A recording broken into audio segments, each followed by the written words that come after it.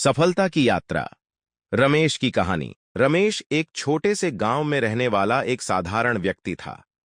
उसकी पारिवारिक स्थिति बहुत अच्छी नहीं थी और उसे अपने परिवार का समर्थन करने के लिए बहुत संघर्ष करना पड़ा। लेकिन रमेश के अंदर कुछ खास था, उसकी मेहनत और दृढ़ संकल्प। रमेश का सपना था कि वह एक दिन एक बड़ा व्यापारी बने, लेकिन उसके पास न तो पैसे थे और न ही संसाधन। उसने अपनी प्रारंभिक शिक्षा गांव के ही सरकारी स्कूल से पूरी की और पढ़ाई के साथ साथ अपने पिता के खेत में भी मदद की। गांव में एक दिन एक व्यापार मेला लगा, जिसमें शहर से आए व्यापारी अपने उत्पाद बेच रहे थे। रमेश ने देखा कि वे किस प्रकार अपने उत्पादों को बेचते हैं और कैसे ग्राहक को आकर्षित करते हैं। उसने सोचा कि अगर वह भी इसी तरह का व्यवसाय शुरू करे तो शायद उसकी भी किस्मत बदल सकती है। रमेश ने अपने पिता से थोड़े पैसे उधार लिए और गांव के ही छोटे से बाजार में एक छोटी सी दुकान खोली। उसने सोच समझकर उन उत्पादों को चुना जिनकी गांव में मांग थी। शुरुआती दिनों में उसे काफी मुश्किलें आईं, लेकिन उसने हार नहीं मानी। वह रोज सुबह जल्दी उठता और दुकान खोलता, ग्राहकों से अच्छा व्यवहार करता और उनकी जरूरतों को समझता।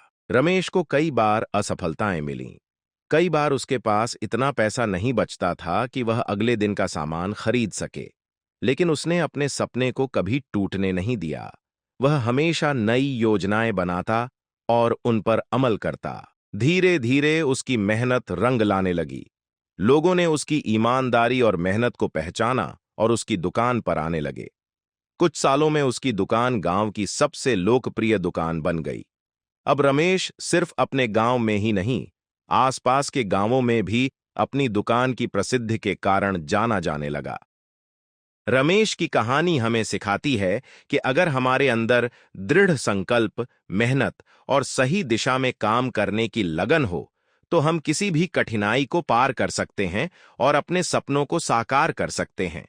उसकी सफलता की कहानी उन सभी के लिए प्रेरणा स्रोत है जो अपने जीवन में कुछ बड़ा करना चाहते हैं। आज रमेश एक सफल व्यापारी है और अपने परिवार को एक अच्छी जिंदगी दे रहा है। उसकी कहानी हमें यह सिखाती है कि चाहे कितनी भी कठिनाइयां क्यों ना आएं, अगर हम सच्चे मन से मेहनत करें तो सफलता अवश्य मिलती है।